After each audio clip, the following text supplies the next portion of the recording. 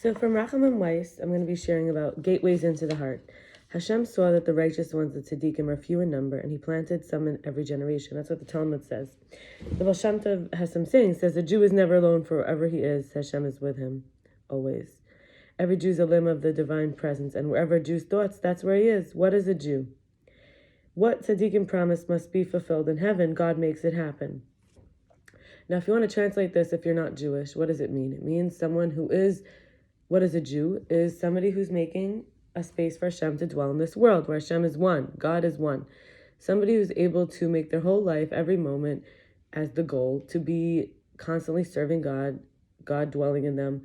No lies, only truth. And as it says, there's a quote, the eye will see, the ear will hear. The Baal Todos, who's recorded his teacher, the Baal Shem Tov, who was his student, saying, the eye deserves to see one end of the world to the other. That was how it was with Adam and Eve. The ear is deserving to hear what's pronounced in the upper firmaments. But it's only due to our transgressions that our godly neshama, our soul, has been exiled, that our sight and hearing are now so limited. And, we must conquer evil inclination and triumph over the three impure husks of the other side, the klipa, the shell. These are called bloodshed, idolatry, and idol worship. Now, they're not literally only adultery. It's like when you're cheating on your spouse and you're not really sure if you're cheating. That would be very, very scary, because you're cutting off your soul from God if you are. Why would you flirt with that? And then idol worship. People turn money into their God more than God. They're willing to put God off for later and serve the money and do anything for the money, sell out for the money, sell their soul. Bloodshed. We don't have to say it's actually murder with a gun. There's ideas that if you embarrass someone, ruin their reputation. Some people say even if you take someone's virginity and don't marry them. So we have to really make this real now. It's written in the Torah, which is everlasting, eternal, so we have to make it real for us. Then what we instigate in this world is echoed in the higher worlds. If a Jew treats a fellow Jew with kindness and mercy, the almighty mercy is awakened. The inner dimension of recognize that which is above you, what we do in this physical world, will reverberate in all Hashem's worlds. The angels are, the Jews, we praise hourly, while the angels praise maybe once a day or once a week. When I say hourly, it means that on an hourly basis, we could be, that's what I'm saying. Somebody who doesn't consider themselves a Jew, no worries. The Jews were commanded to love and fear God with all of our heart. So every single hour, some people say every moment, all of life, every minute. But angels are made, they have specific jobs once a day, once a week. Like the angel that causes the sun to rise, the forces, the angels are the forces, or their messengers, or their rulers, chiefs. So we have once a week, once a month, once a year, or even once every 50 years, or once ever. And we know that Shema Yisrael, and then we have the third word is Hashem's name. Then it's like what the angels say, holy, holy, holy, and then the fourth word they say is God. So in other words, we're saying God, we're connecting with Hear, O Israel, hear Israel, God, versus they're saying holy, holy, holy, God. So even though they're praising God and we're listening to God, the Jew's job is very different than the angel. There is crystal, precious stone. It's a reflection of the sea. It's a source of wisdom. The angel names the coordinations, their frequency. And with each mitzvah or good deed or connection we make with God, a Jew serves an angel which serves his own as his own personal advocate in the heavenly courts above. And consciousness nourishes the angels. We were created to praise our master. This is the pillar that comes through. The tzaddik, the righteous one, is the yesod olam, the foundation of the world, but also it's this foundation is also translated in Hebrew, it's covenant, and it's a secret, which is the center pillar for the world to stand on. Rabbi Nachman says a few things. He says, there's an angel with 1,000 heads, and each one has 1,000 tongues, and each tongue has 1,000 melodies. And when the angel stands up to sing, the entire world is awakened. So that's like 1 billion, right? Because you have 1,000 heads. Each of these heads has 1,000 tongues, so you already added 3 zeros, and that means it's 1 million. And each tongue has 1,000 melodies, so there's 1 billion melodies. When Rabbi Nachman speaks of a king who owns a hand, a land card, a map of all the roads and pathways in this and all worlds. Through this hand, one could find a pathway to heaven as traveled by Chanoch, Moshe, Eliyahu, and Navi, who went to heaven alive. Each of the king's ministers would travel the passageways revealed by this hand, to renew and replenish their respective strengths and powers. And 2, the tikkun, or the correction, the rectification for each and every human fault. Even the tikkun for money was engraved in the king's hand. Through power and praise of God, we reveal and illuminate the pathways and passages of all the respective worlds. All paths, whether it's cities, towns, countries, land, and sea, to and from, continents and earth and heaven, all interconnected parts of a wondrous unified creation, enable upward mobility, elevating to higher levels, holier roads, to being encompassed in the root of all unity, the Holy One, blessed be He, corridors for connection, unification with all creation, a singular union of all paths, and the ultimate purpose of all that exists, to flow back to the rest of its being, the root of its being, to reunite with the core, the essence, the source. And a person believing he's on the right path because it's paved when he's lost, which would just lead him further in the wrong direction. It's better to be on an external or desolate path, in the lost in the forest or the desert, but be going actually the right way. Regarding our prayers, the prayers of another for our sake are greater than our own prayers. Even the tzaddik is dependent on the prayers of others on his behalf. The righteous one. One should pray not to fall into poverty, and it's important, they say, to pray in a house that has windows, imagining the prayers are going on their way. Through prayer, one can change the identity of his predestined, divinely established match, soulmate. For certain matters, community rather than individual prayer is required, and the prayer of Shir, he who cheers the heart of a tzaddik, will be heard. If one is truly humble, the Holy One, blessed be, will fulfill his prayers, even if they're only been manifested in thought, the prayers.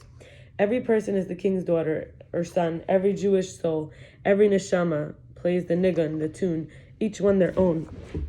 It remedies the soul 10 kinds. It is revealed by the tzaddik, the righteous one, flowing from the nigun of the tzaddik himself.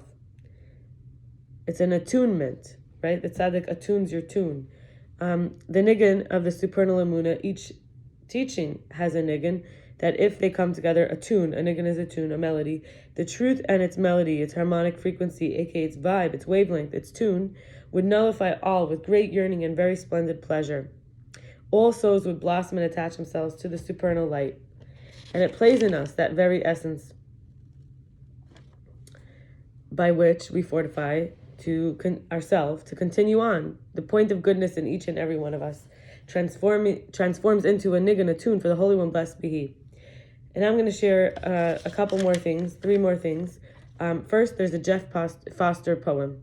If abandonment is the core wound, the disconnection from mother, the loss of wholeness, then the potent medicine is this ancient medicine, to never abandon yourself, to discover wholeness in the whole mess, to be a loving mother to your insides, to hold the broken bits in warm, open awareness, and to illuminate the sore places with the light of love.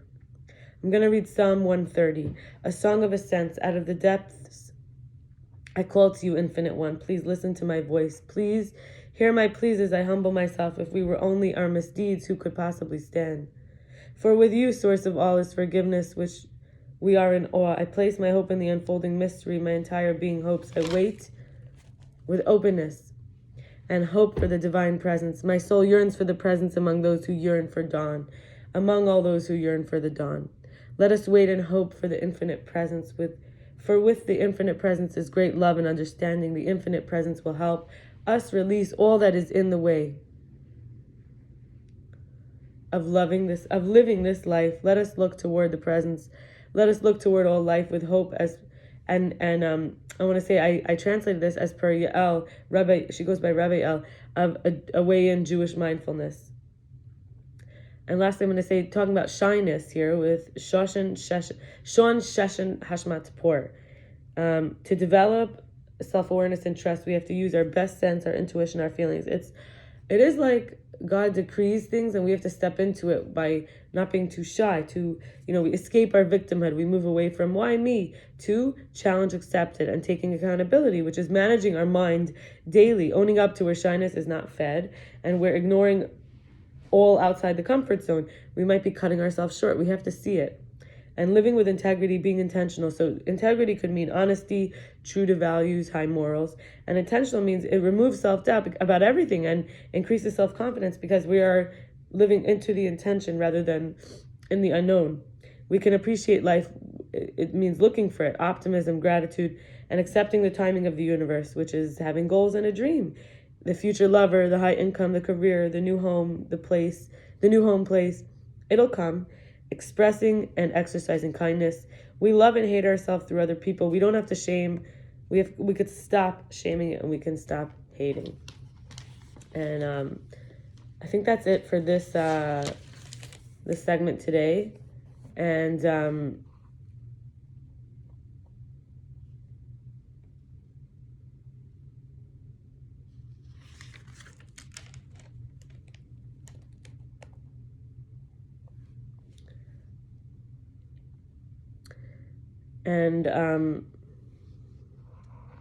I see also that this is the end of this journal, which is number 7.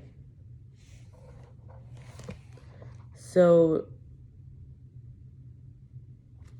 I will say thank you for joining me. Yeah, I have 6 over there. So this is the 7th one. We're going to be starting.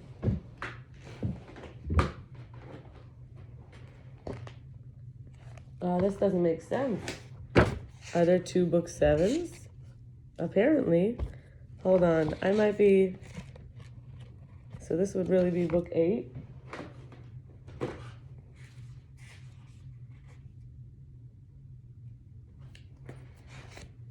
Which one is this? Book 5.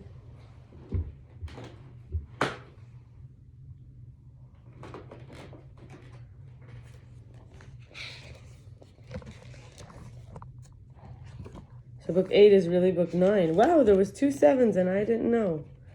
Book 9. Okay, so we have 7, 8, 9. And book 9 is really 10.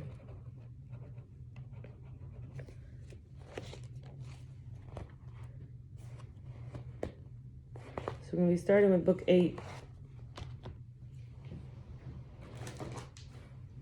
I'm just going to go through this real fast and make sure that everything else is covered here.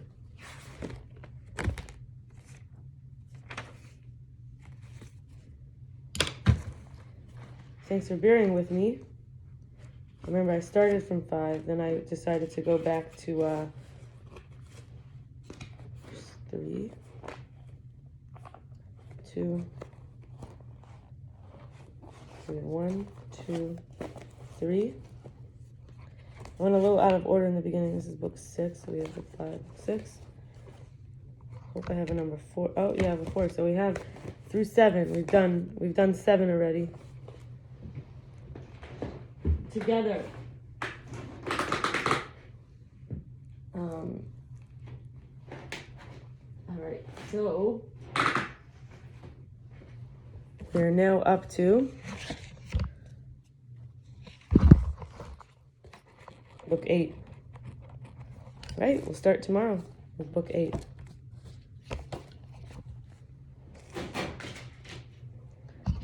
Have a blessed day. Bye.